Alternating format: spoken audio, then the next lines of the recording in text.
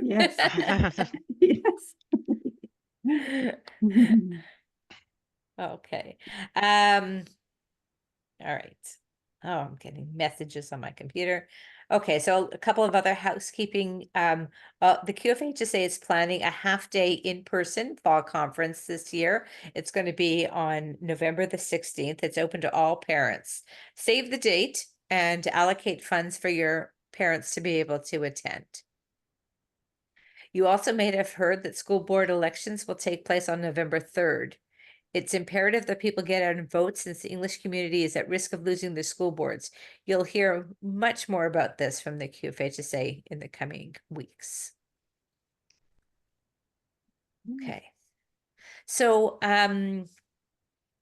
so if you have any questions about any of the documents you received by email, you can just ask the questions as we go along. We'll have some time for general questions at the end. If you have questions about your specific home and school association, you can always get in touch with us. If there's not enough time at the end of the meeting for your particular question, you can email Marlon. Well, I guess we should type, Marlon, maybe you could type your email into the chat so people can have it. Or you can call the office. Can I get somebody to type that into chat? I'll do it. Thank you. All right. I figure it's easier if people have it so they can copy paste it. So, All right. sorry, Bobby, if it's okay with you, I'm going to share the kit now. Okay.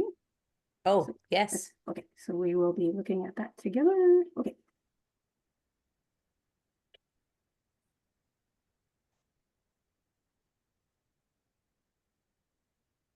Okay. So, okay. I can't look at the kit and look at my notes simultaneously. So I guess you're going to change the screen as we go along. Yes. All right. So, okay. It's about us flyer. Is that? Oh, I'm jumping too fast. Sorry. I'm too keen. Okay. Yes. Page 2. It says page 2. Okay, Yes. this is part of our trifold pamphlet. We have print copies in the office, and it's also available on the website, the QFHSA.org. On the homepage, you select the publications, the printable publicity materials. You can feel free to print as many copies as you would like, and you can always hand them out to your membership drives and so on. The next document here that we're talking is page 3. What is a home and school? So this is a new document. You can use it as part of your membership's materials, and it's also available on the QFHSA website. Page 4 is the QFHSA mission statement. Has your home and school lost its way? Has it become a fundraising machine or forgotten about community involvement? Well, post the mission statement and read it a few times a year just to remind yourselves of why we're here. Page 5 and 6. These are general timelines for a home and school association. So the dates kind of vary from year to year, but the highlights are what you need to know. So in September, you should be sending in documents and an administration fee for 24-25. It requires your executive list, etc. Reports from 2023-24. That should be in by the 29th of September. The reports were actually due July 15th. Membership recruitment. Fall is the most crucial time for membership recruitment. So set up a membership table at Meet the Teacher Night, Portfolio Night, Open House, or any other school event. Check with the school administration and ask them for help in reaching all the parents. Ask an alumni member to help so that you can visit your child's teachers at curriculum night. Hey, that was my job. I used to always sit at the table so everybody would go visit their teachers. So Focus on the Locals has deadline for the fall news. It was, yesterday it says, September the 16th. Was that a hard deadline, Karen? No. In fact, in fact, I would welcome anyone who would like to send me something. Could be as, few photos, few paragraphs. That's all I would need. Anytime this week would be great. Okay, so if anybody's done something really interesting at the start of the school year, if you have something from your corn roast or any kind of interesting things that happen, opening barbecue, I'm sure that Karen would like to have them for the focus on the local section. Voting privileges at your meetings is extended to September 30th. So if you have members who are coming and they have to vote during your meetings during the month, if they haven't paid this year's membership, they're still eligible to vote until the end of September. October. Okay, so in October, part of the Home and Schools mandate is parent education. So we allocate funds to send parents to the QFHSA Fall Conference. That means that if you've never been to a fall conference, it's a lot of fun. There's things going on, interesting development for parents, and your home and schools, your individual home and schools can actually pay way for the participants to attend. Participants, Sorry, Bobby, someone had a question in the chat. yes, The cost is $25 per parent, and that's to cover the lunch. The QFHSA pays the workshop facilitators and pays for the rental, the custodian, and other expenses like that. So it's basically to cover the lunch. What we used to do in the past, we'd have a budget for it, and then how many parents wanted to go, we just divided it amongst the number of parents that were interested in going. So it should be part of your budget because there's a lot of vendors there that the parents can pick up information on different fundraisers or different groups to bring into the school. So it's instead of being a full day like it was a long time ago, it's a half day now. Sorry. Marlon, do we have a venue? No, we had one. It has not been confirmed yet, but the email will go out.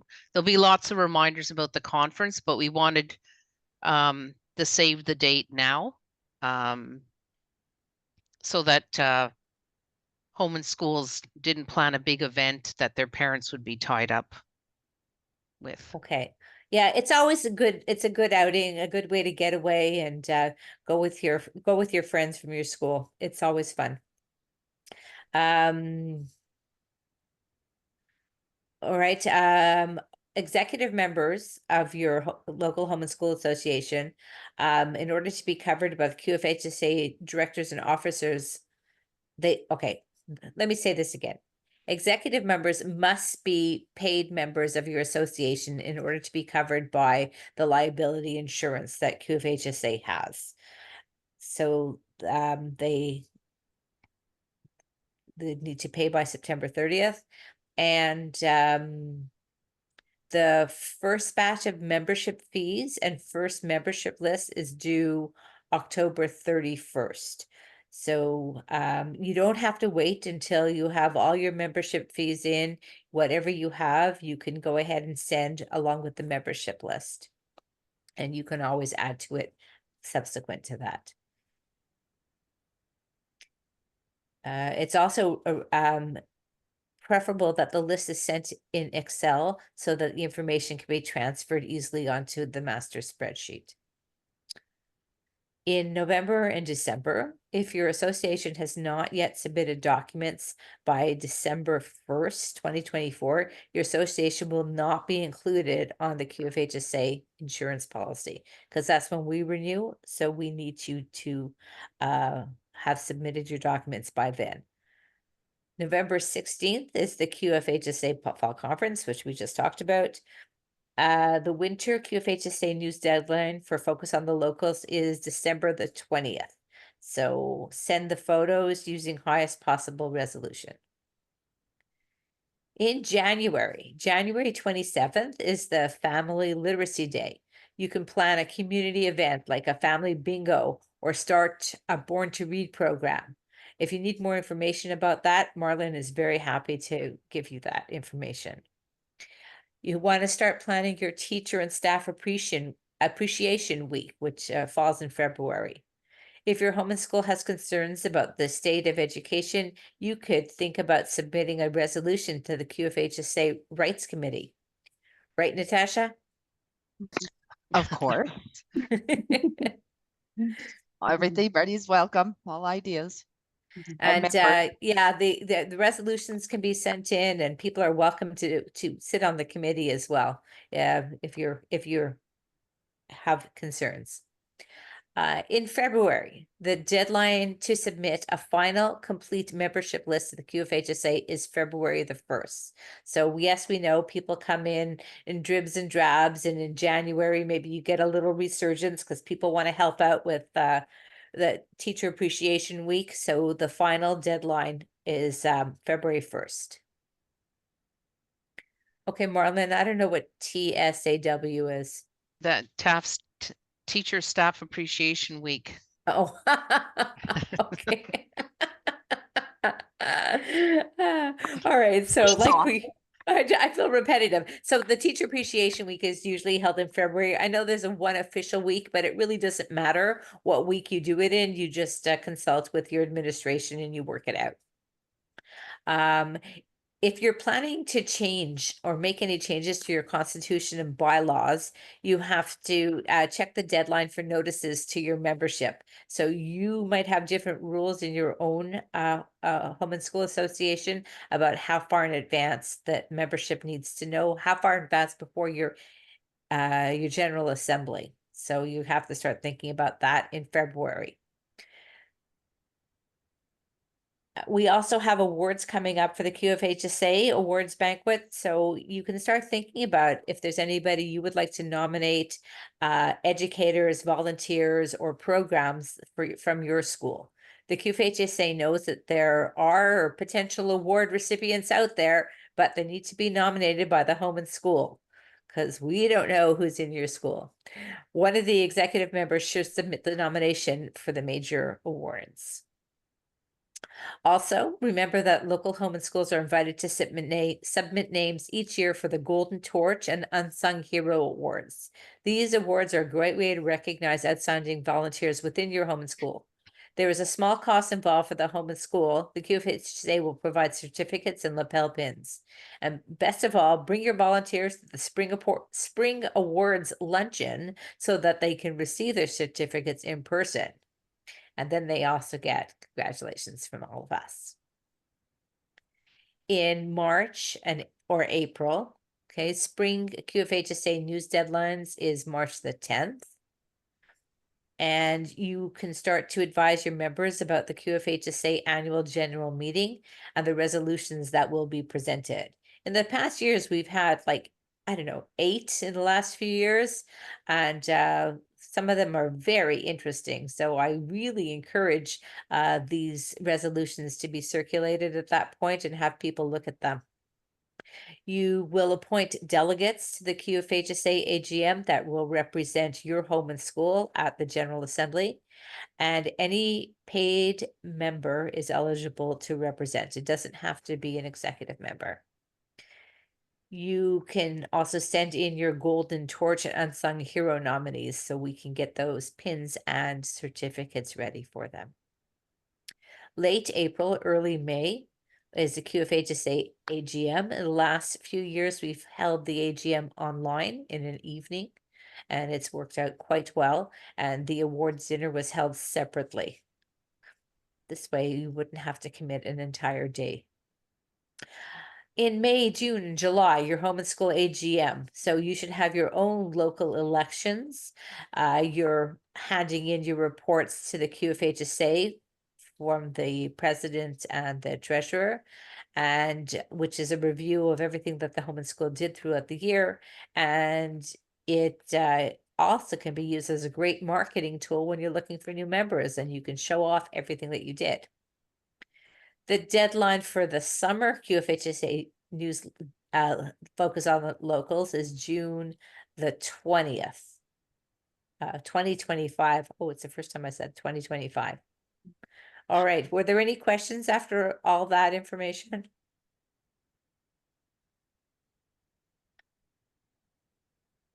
Okay, so Marlon I'm was going to answering turn. Sorry? Marlon was answering a couple of them in the chat. Oh, thank you, Marlon. You're fabulous. I'm going to send the meeting to Marlon now, though. I won't be You're able gonna to have type. stop writing and start talking. So sorry, this is the boring paperwork stuff that I collect. This is on the website. So this is the local association renewal form, and it lists your obligations to the QFHSA. One of them, Bobby just mentioned, and that's sending someone to the online AGM. I have to say, last year, since I've been in this job for 11 years, we had the highest turnout of over 30 schools attending the online AGM. It was quite impressive. So thank you to the associations that sent somebody. The next page is the general duties of a membership chair. It is, as Bobby mentioned, fall is the busiest time for this position now. So you have to have a membership campaign. She mentioned some of the ways to do it. I know people worry that our target's 10% of families, but we need to know that you at least try to campaign. I know it's difficult, more difficult now because there's no kiddie mail going out where you can throw a form in. So you have to ask the principal to help you get your membership documents out to all the families. But 10% is the goal, but we have high schools that might have 800 families in them and they don't have 80 members. So it's not something we worry about too much.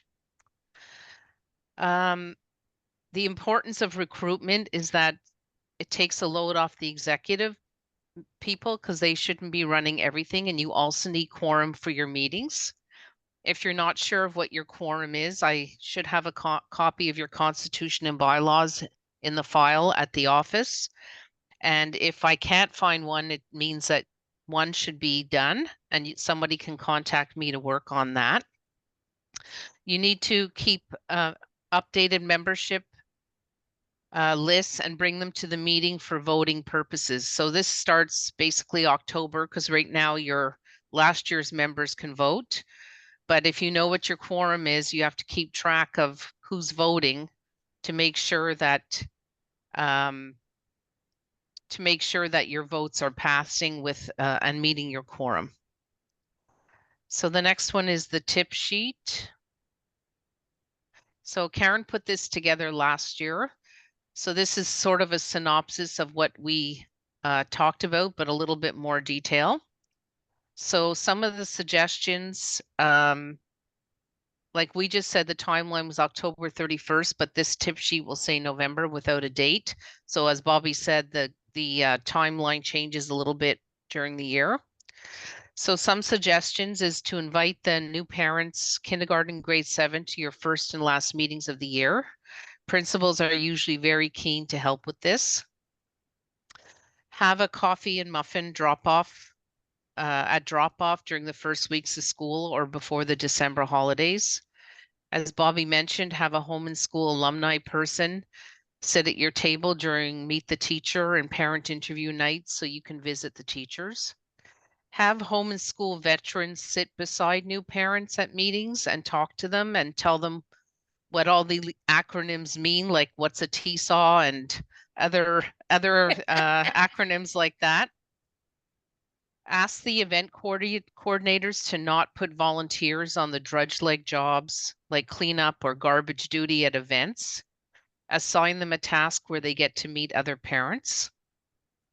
Highlight new members into the school or people that didn't join last year to the event coordinators and encourage the coordinators to call the new parents, especially for the fun events like a Halloween haunted house. If people are not called to volunteer or feel that they are involved, they will not sign up the following year. Welcome new ideas at your meetings. It's very easy to be perceived as a clique, especially when a core group of volunteers have been together for many years. And it's very easy to meet someone in the schoolyard and say, oh, I'm working at the haunted house. Do you want to help me? Instead of going through the volunteer list and find somebody who has never been called or somebody that's new to the school. Having a volunteer coordinator is very helpful in situations like that. You may want to have a mixture of in-person and online meetings. Online meetings might be especially helpful during the winter months, but in-person meetings are better for making contacts, especially with the new parents. Have someone from home and school address the parents at the annual General Assembly of Parents, the kindergarten open house, the high school mini days, anytime you get a chance. Have visual displays and a bulletin board in the lobby and near the daycare. Some parents never use the front door of the school unless they're coming in for the holiday concert or something. So try to get a bulletin board near the daycare. Have raffle prizes or early bird specials for those who join early, or a special raffle at a school barbecue, and make sure you publicize the names. So we're going to go to the next. So this looks long, but it's really not long. So I'm going to just go through it quickly. Some were on the tip sheet. So I'll have to get to the chat in a minute. Like, sorry, I can't read it. You can have, someone was just asking about having a Zoom meeting and an in-person meeting. Yes, you can, but you need someone to monitor the chat like this one.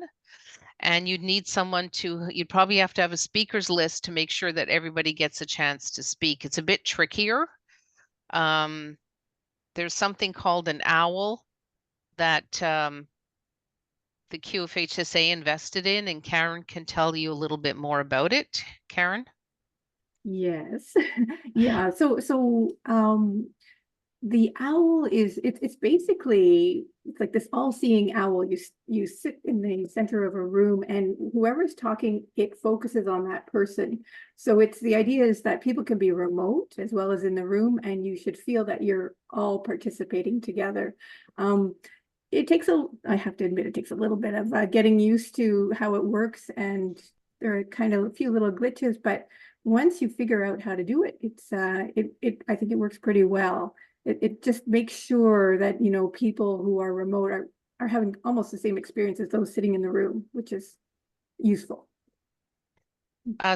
Lisa, I do accept things with electronic signatures now, ever since COVID. So if you want to have the form signed and just scan it or email it to me, or take a picture of it, that would be great. So go back to the campaign procedures. So if the principal is willing to help, that's your biggest cheerleader as far as getting information out to the parents. If you can put something on the school's Facebook page, that would be great also. Drop in membership forms. Even if you're doing online, make some type of form to the governing board meeting and put forms out for the staff with a dedicated letter about joining home and school. People don't realize that staff members are invited to join home and school. They probably will not come to another meeting because they go to enough of them, but it does show that they appreciate what home and school is doing. And governing board, if the best way to facilitate relationship with governing board is have members of governing board families join home and school, because they will get the minutes and they can come to the meeting. The teachers would pay the membership fee. I'm answering Terry Fox, but you could also set aside a budget to have the principal be an honorary member, your teacher rep, and you would pay the fees for those two individuals. We talked about the tables. If you get a chance, send a thank you email to everybody who joined with when your first meeting is. You look forward to seeing them there. I think, Karen, there was a letter actually from one of the Terry Fox schools that we used last year. Right. This is how their letter they were brand new last year. So this is their recruitment letter. So we talked about having the membership lists. You should be giving a membership report at all the home and school meeting, how many people joined, and every month update it. Quebec brought in a updated privacy law, Law 25. Look it up and give it a quick read. Please make sure your membership list is used for home and school communications only. Don't share it with the class parent, a teacher looking for volunteers, someone trying to get someone a birthday party invitation. It is only for home and school business. Families can join at any time at the year, but check your constitution and bylaws for final deadlines to join, since this may determine who can vote at your AGM. So we would like your list by February 1st. You might have in your constitution and bylaw, you'll accept membership till March.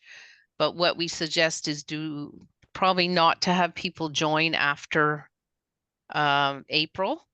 Basically, from experience, I'll tell you that at one school, people joined the day of the meeting so they could vote for the candidate they wish to have become president. And that's not how home and school should work, because they really didn't have any idea what home and school did. So I have those deadlines in your constitution and bylaws.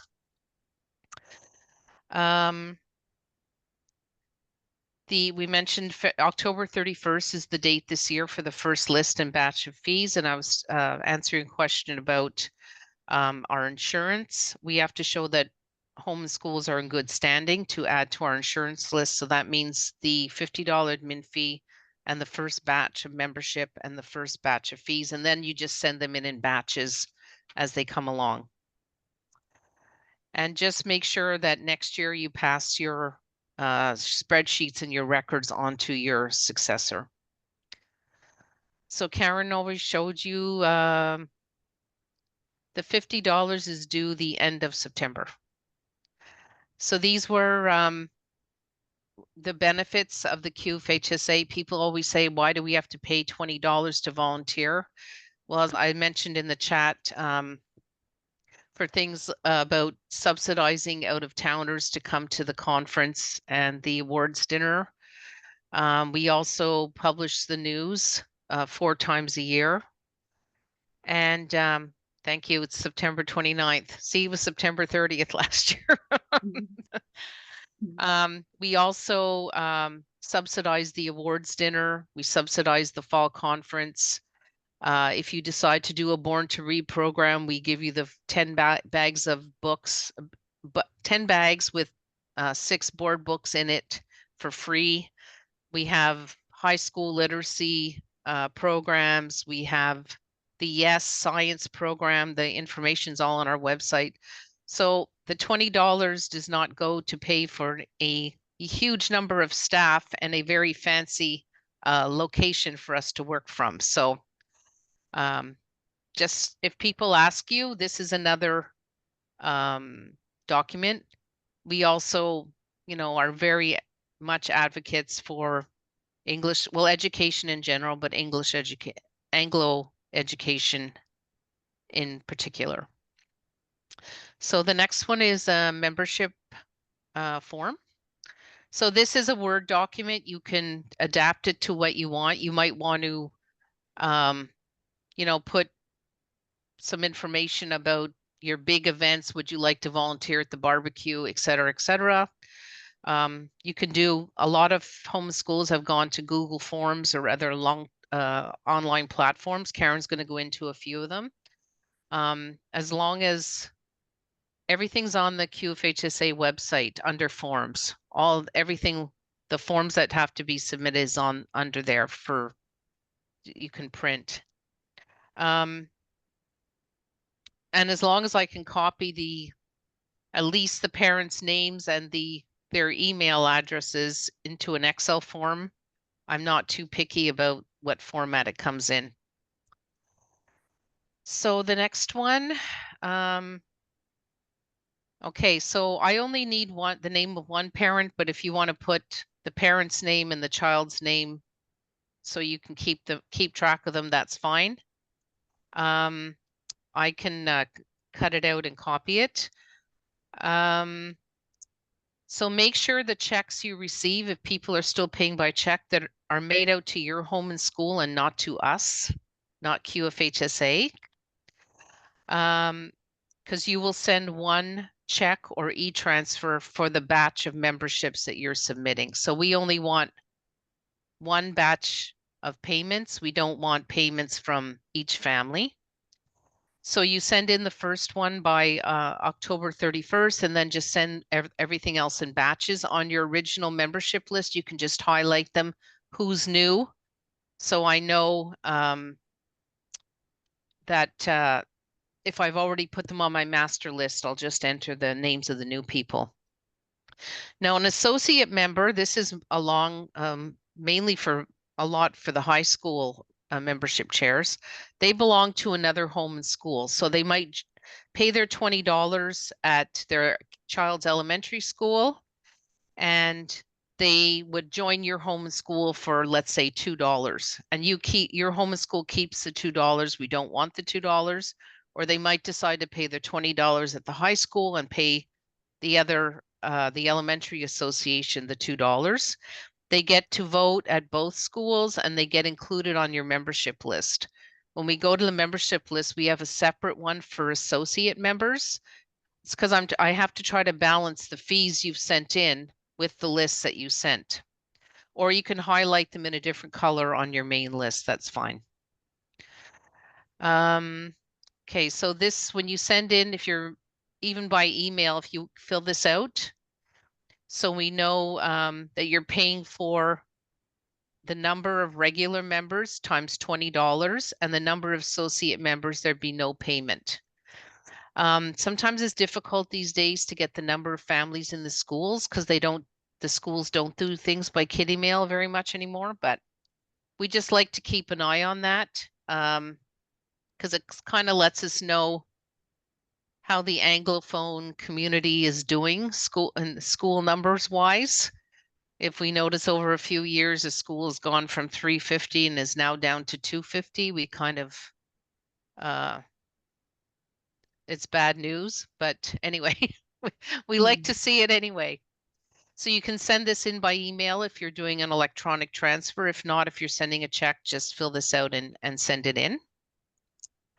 And every time you send in a new batch of memberships, please fill this in so we can match the payments with your list. So in February, late February, early March, I'll show you. I will email you if I find a discrepancy between the payments and the list you sent in, because it could be that you sent the new list, but I didn't get the fees for the last 10 people, or you've doubled some cases you've paid twice, and then we would refund you the money. So these are also on the website. So these are the Excel forms. This is for a regular member that's paid the $20 at your school. And the next one is for the associate members. So it says school name of main membership. So let's say they're going to be the candidate. Let's say Natasha was going to be your delegate to the AGM, and she was an associate member at your school. I would go back to the school name and double check that she had paid her $20 at the other school, just to make sure she can vote for your association. Are there any questions before I hand it over to Karen? It looks complicated, but it's not. I don't bite.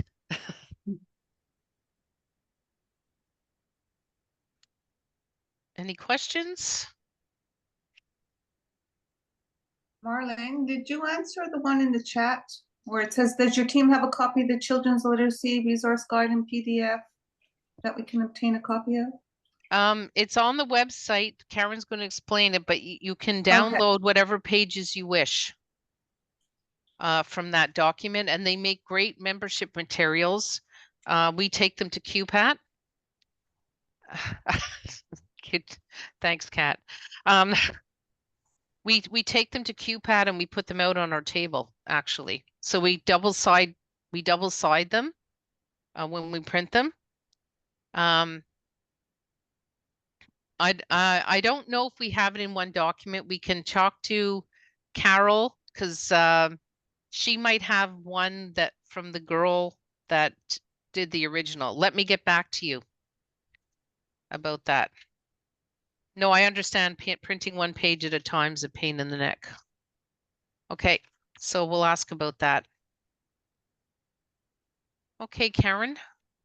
All right. Okay. So I'm going to first start by telling you a little bit about the QFHSA's communications. So what we do.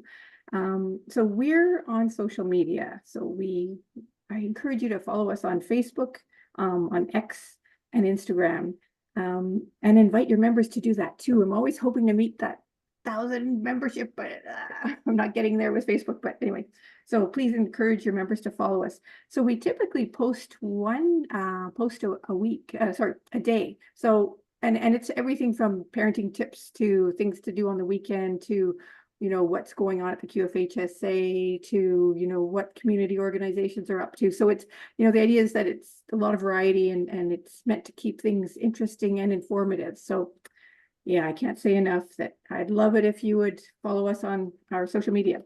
Another thing that the QFHSA does is send out e-bulletins. And if you're new, you've probably already felt bombarded because at the last little while I've sent quite a few. So mostly we send out e-bulletins to home and school presidents and vice presidents, and they'll get some of the bulletins will be like news for them about stuff they need to keep, know about, or we'll send them something called news to share, where we want them to pass it along to everyone within your local home and school association. So it's kind of our way to kind of keep everybody, it's kind of a little snippet of what's going on with the QFHSA, what to look out for, what we'd like to share with you.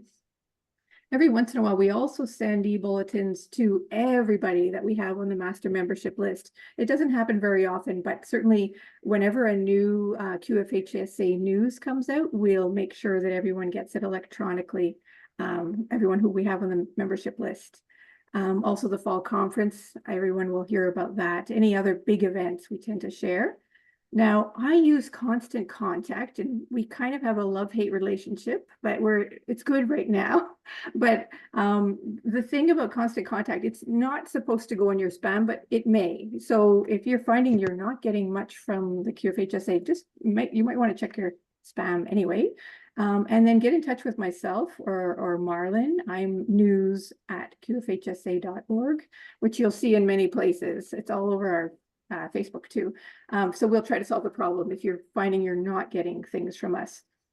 We also, as an organization, send out press releases, and this is where Natasha and her team come in very handy, because they will be looking at recent developments in education and politics related to education, etc., and will advocate on our behalf by sending out press releases. So those are another aspect of our communications.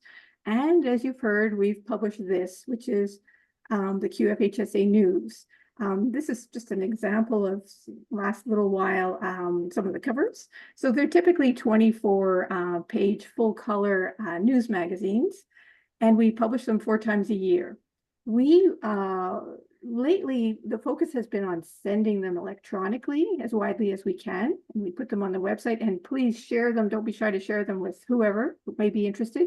We also do print paper copies, and they're available at the office. So certainly if you would like to use them for an event or an info booth, let us know, and we would be happy to share that, because we do have extras in the office.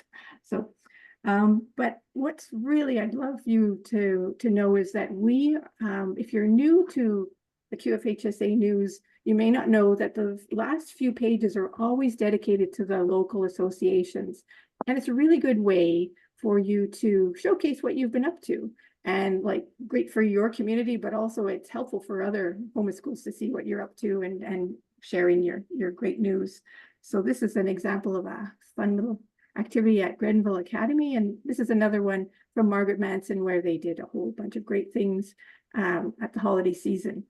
So the most important thing is send me whatever you'd like, and I'll be happy to take it.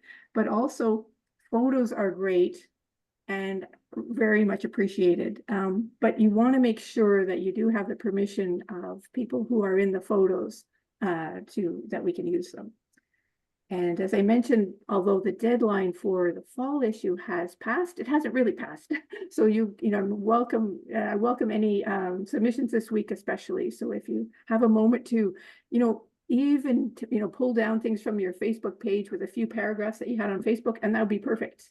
I'd love to see, a variety of schools represented, and that would be, wonderful if you have the time to do it.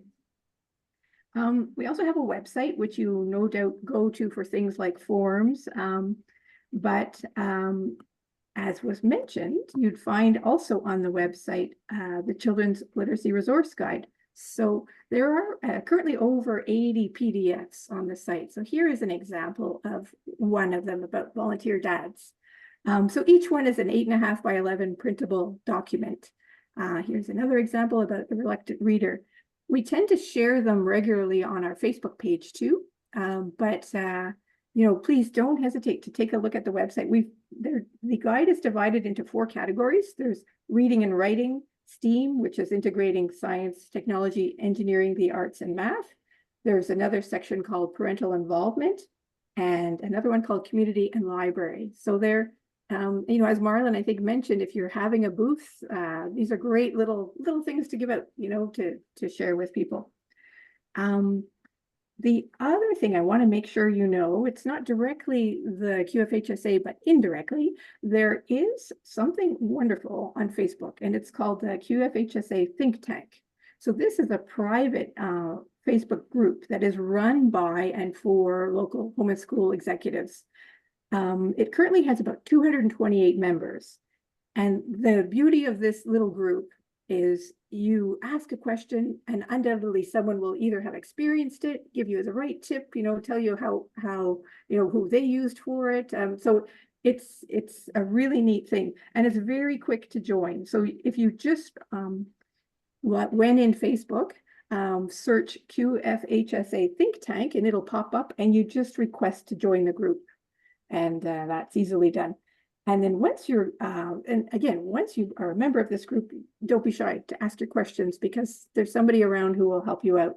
And it's funny, I was just looking at it recently, and it was very appropriate, because a question that just came up was, any ideas on how to promote membership, and how are your campaigns going? And it's a great question, of course. And although we've already talked about different ways you could promote membership, I want to share some of the neat ones that people were saying. Because as usual, the helpful advice flowed, and it is a great group. So one person said, we sent an email from the principal that we needed 10% of the population to stay alive, and it worked.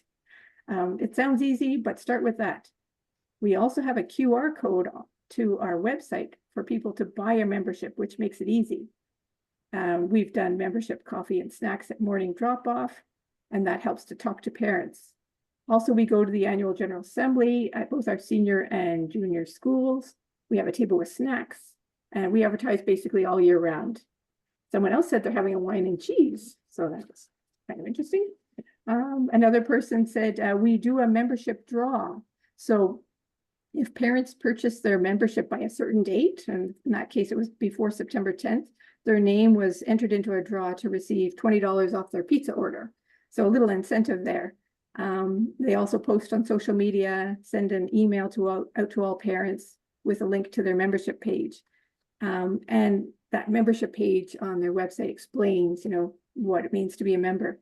Someone else is doing something called Sips and Dips for the first meeting. They also set up tables again, curriculum night at kindergarten, meet the teacher nights to get those new, fresh kindergarten parents. Another person also hosted a wine and cheese. So that seems to be a popular way to get people hearing about home and school and interested. And then finally, another person said again, they were doing tables at the annual General Assembly and curriculum night. They offered coffee and dessert, and there was always someone around to explain what home and school is all about. And that's it.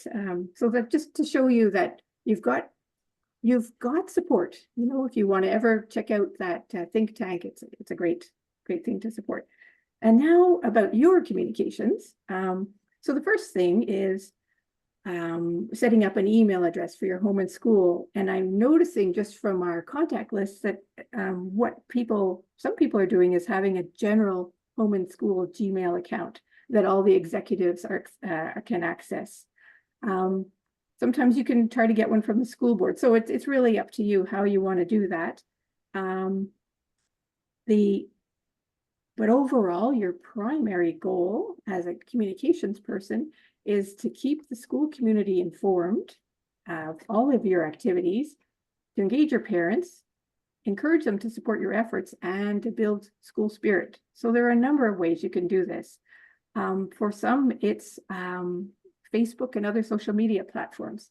So in 2021, I'm just going to show you, this is kind of getting a little old, but we did a news bulletin about online platforms, and you'll see it covers, different things schools are using in terms of websites, whether they're, participating in the school's website with a little, having their own tab, or people are doing everything from getting volunteers to create a website. So just to give you an idea, there are different ways if you want to have a website to do it or to connect with the school's website. So I'm not going to go through all of this, but just if websites on your mind, you might want to check this out and see what options people have been doing. And also, I just want to jump over here, and we talk a little bit about Facebook and at the time what people were doing with Facebook, and basically the ideas are always interesting, especially during the pandemic. People were doing contests to get everyone involved, and they'll use Facebook in a number of different ways. Sometimes they'll make sure the school has a parent page so that home and school isn't doing all the stuff about, well, why didn't the bus come and all that stuff. So home and school would have a dedicated Facebook page. Some schools create separate groups for parents at each grade level. There's a lot you can do with Facebook, and it can be a great communication tool. But you want to monitor the comments, which I'm sure you all know, that you just want to kind of make sure that everybody's playing fair. So what I find is I use canva.com for my own Facebook posts, and just about daily I use it, and they do have a free version. So you may find, if you haven't tried it yet, try this canva.com, and you can make like little catchy posts that capture a lot of interest. I also use bit.ly.com. So that's bitly.com. I'm an older lady. You probably all know about it already, but it's basically, if you ever want to if you have a long web address, you can compress it with this bit.ly.com. Let's see. Yeah, last year after this workshop, the question came up, how to make better use of social media to promote home and school. It does seem that contests work well. Anytime fun things are happening, kids' photos are included, it does seem to draw people to check out the Facebook page. The idea is making it fun with lots of photos can go far. So I mentioned that if you're ever interested in websites, you can kind of check this out, see what other schools have done.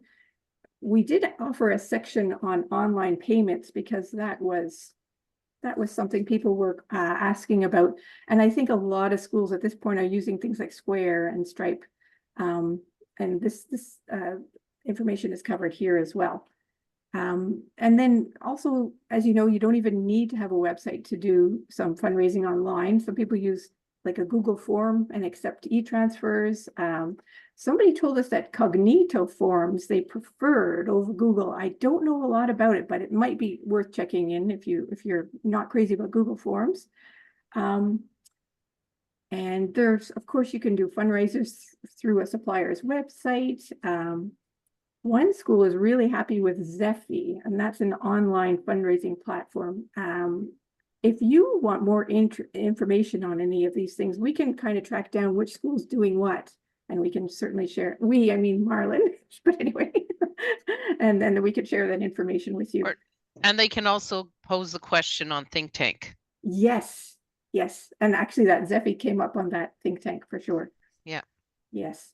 So another way you're going to share information, or you could, is by a newsletter. And newsletters don't have to be, jump to that, don't have to be fancy, but they're kind of a neat way to kind of advertise to all your parents the good things that your home school is doing.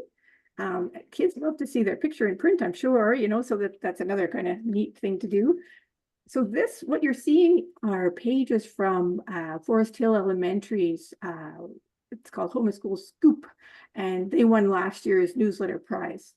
And so as you see, the accent is very much on lots of fun photos, and also just encouraging people to, learn more about home and school and participate. How often you send a newsletter is really up to you, because it does take time. Some people do it seasonally. So it's again, what you can do. Sometimes you can get your principal to forward your newsletter directly to the parents, which is a nice thing, or maybe offer your principal or your governing board chair a column in the newsletter, so they can have a word in there too. And as I mentioned, this is last year's newsletter prize winner, so we're going to be looking for next year's newsletter prize winner. So don't be shy and send your newsletters to us, and we will certainly consider them for an award. I'm noticing that a lot of schools home ed schools are using Canva for their newsletter. So that seems a really popular thing, but even a Word document works as well. So that kind of covers newsletters. So again, it's not a requirement.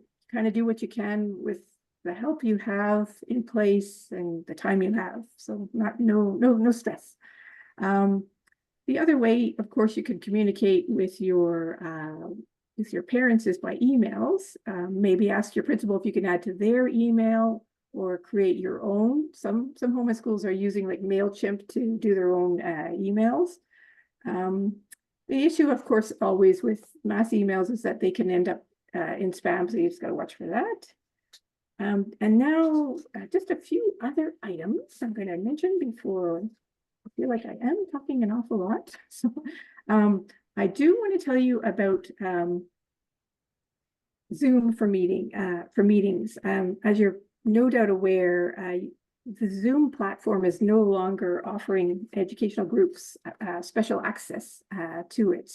So it used to be, especially during the pandemic, I guess, that you could get more than 40 minutes allotted for your meeting for free, but that's no longer available. So what you may want to do is ask your school if you can use their account, or maybe ask the school board if they can apply for one for you.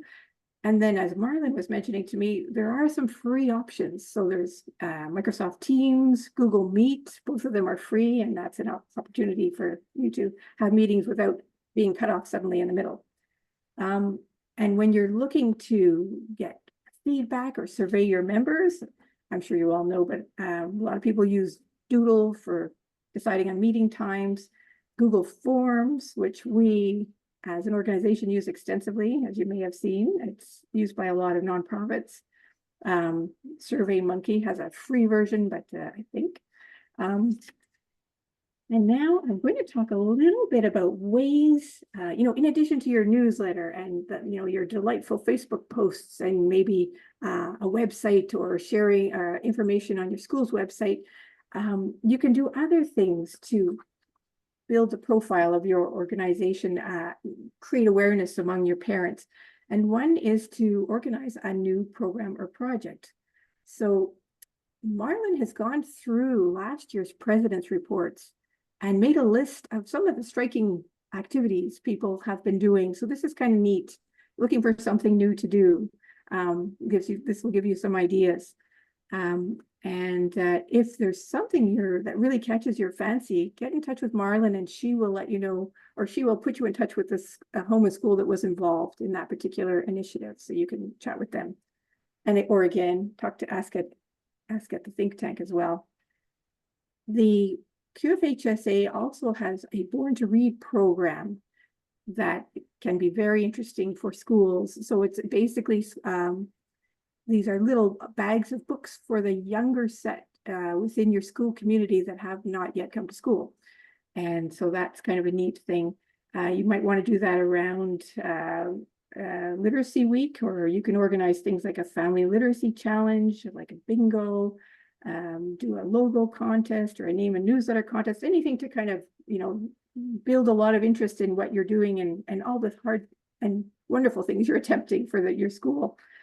One thing we remind you is just to make sure that you get credit, like home and school gets credit where credit is due. So if you're supporting field trips, doing special, raising money for a special thing, make sure, it's known that, home and school was responsible for this. And that's a cool thing. It helps people to understand just all that you do, which is pretty neat.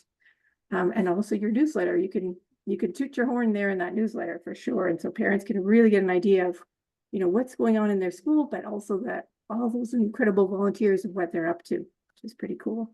One suggestion also was to, when there's an event, get your volunteers to wear maybe a special t-shirt or a hat, or, so they're identifiable among the group.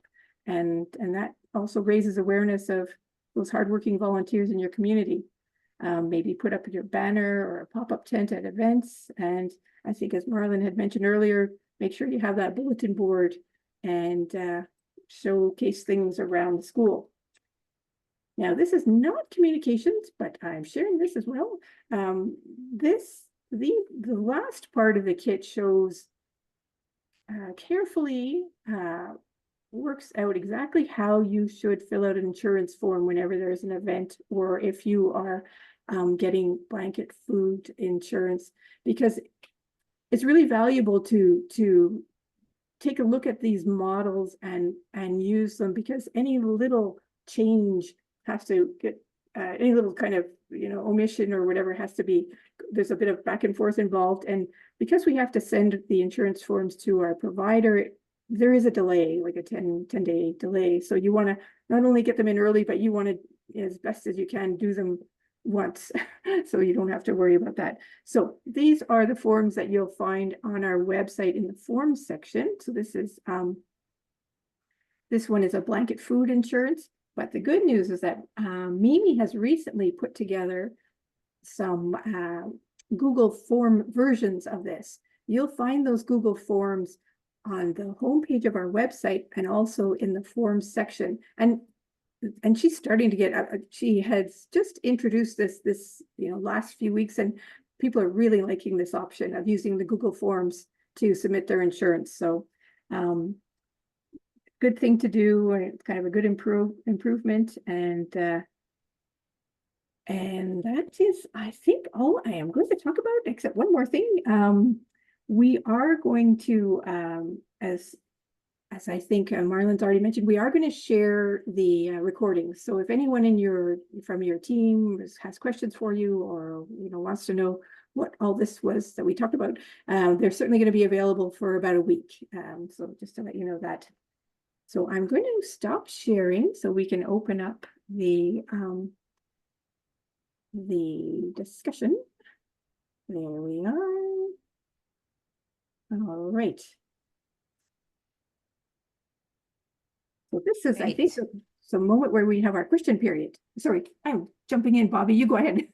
No, that's fine. I see noted people have been asking a lot of questions. If you haven't visited the chat, for anybody there might be a question and answer in there that you might be interested in seeing. But if anybody has another question of any kind for any of us, please feel free to ask it now. Shirley was asking about the CHSF posters. Karen, do you remember last year?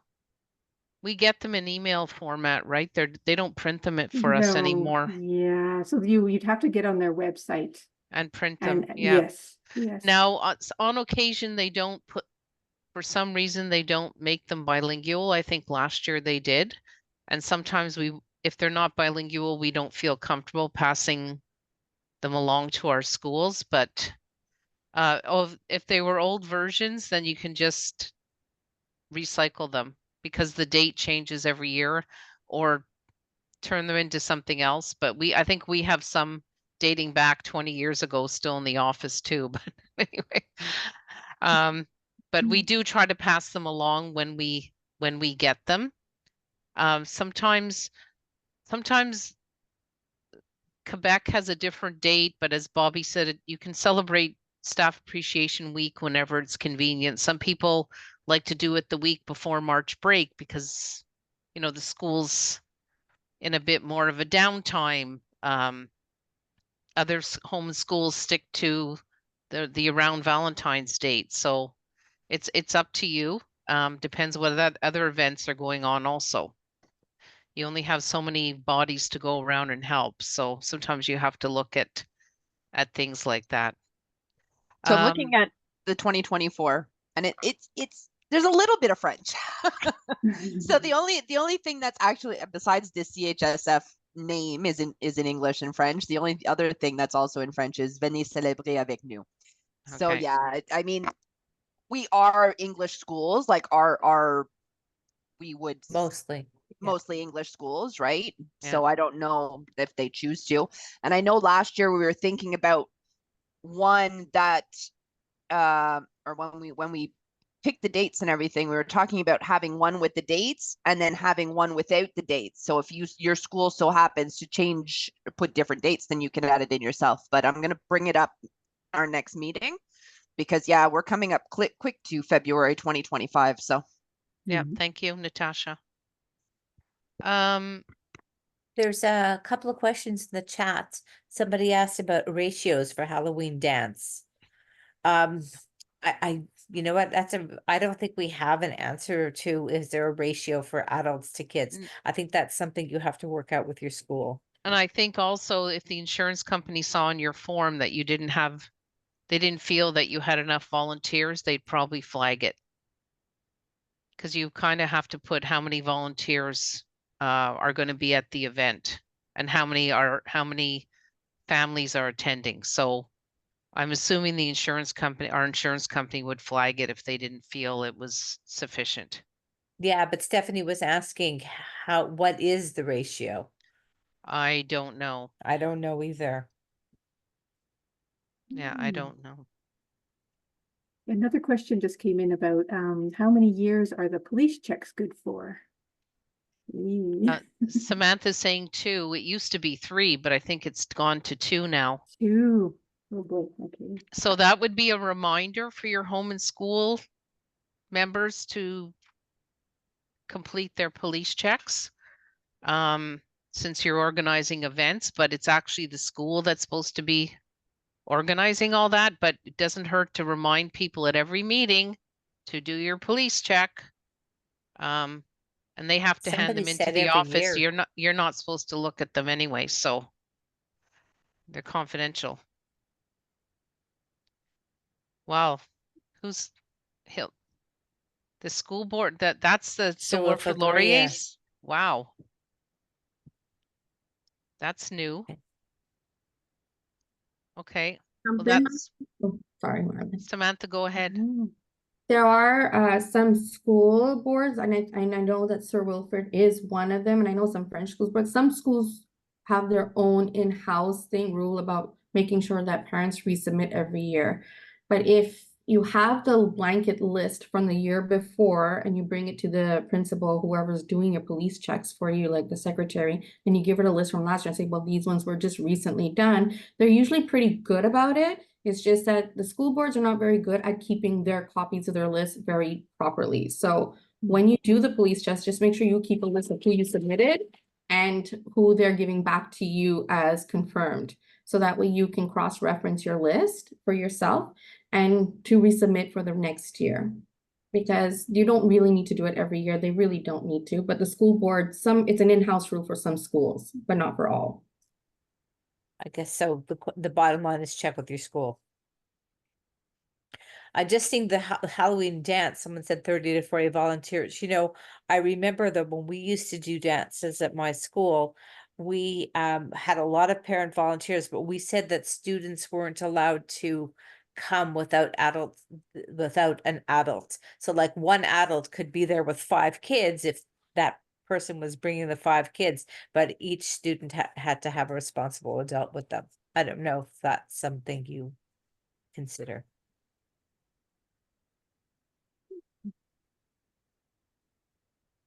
Oh, yeah. Okay. Okay, Karen. Yeah, each child asks a parent or someone responsible.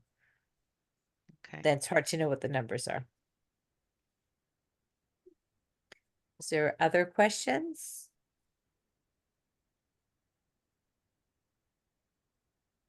No. Well, just email us, or we're in the office, usually one of us in the office, but we can set up a call from home or anything like that. You'll probably have questions when you sit there and go through all the documents, and just send me a quick email. And the membership committee, Bobby and other people, we'll come in and help with things like your constitution and bylaws, help you with elections if you find that you won't be able to handle it yourself, or it's going to be controversial. The treasurer's workshop is this Thursday, and the president's is next Tuesday. So please encourage, especially the new executive, to attend. They'll see some of the same documents we saw tonight, but there'll be other information for them and other samples of items. And as soon as we have the location of the fall conference, we usually email the president and the vice president. They'll be the first to know. So, and if you're filling out forms and you do prefer that we do add a general home and school email address to the contact list, please indicate it on your executive list or something like that, so that, because some people just get too many emails in their personal email. So if you want all the executives to be able to see what's coming from the QFHSA, we'll put that address in. A lot of homeschools have set up a Gmail address. Marlon, a couple more questions have come in. Yeah, I was looking at the oh, sorry. questions, and yeah. So somebody was asking, I mean, like, all the love, first of all, was very nice. And but somebody was asking if there are many more meetings. So we do the executive training. I don't know if I'm supposed to answer, or Marlon. We do the executive training workshops at the beginning of the year, but we do sometimes hold other meetings throughout the year for different home and school associations. We just to touch base and to get information and to dispense information. And of course, we get a lot of interesting information at the fall conference that's coming up as well. So we try to have a regional, we call them regional councils or regional meetings. And so we hold them like an evening like this from 7 to 9, and we'll have a few icebreaker topics, like, what was your most successful event this year, or did you try something new? And you get a chance to exchange information with other home and schools. Last year, unfortunately, we had to cancel them because we didn't have people sign up, but we will try again. And we're hoping at the fall conference this year to set aside an hour where you'd break into groups and talk with other home and school people.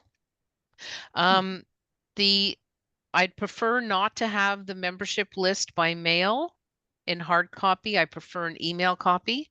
And then I print a copy at the end of the year when I'm sure I have the final list.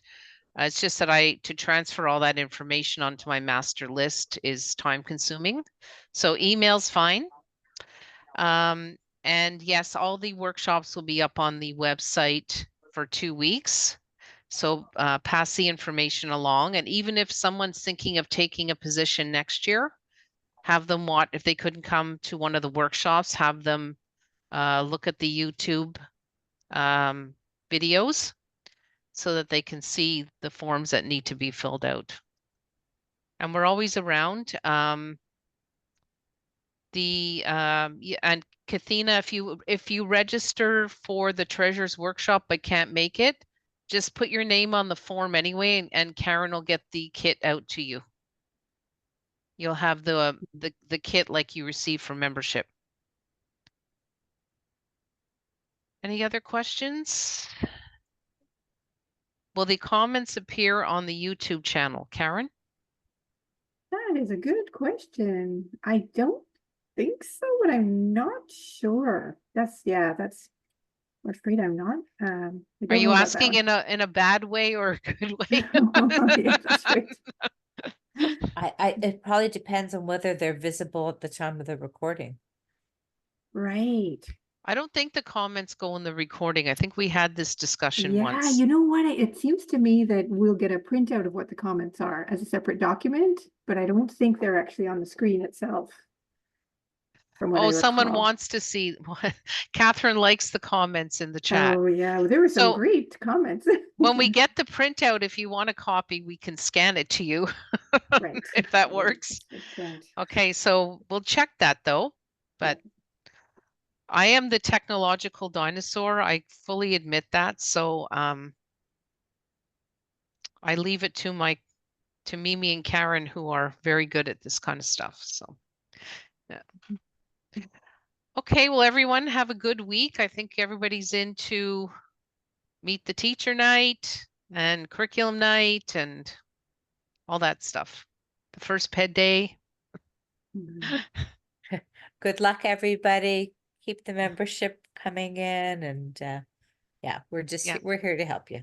Okay, great. Thank you Night, all. everybody. Yeah, Bye. thank you. Good night. Bye-bye.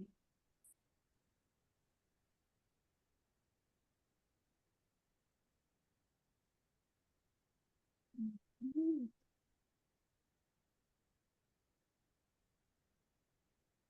Mhm.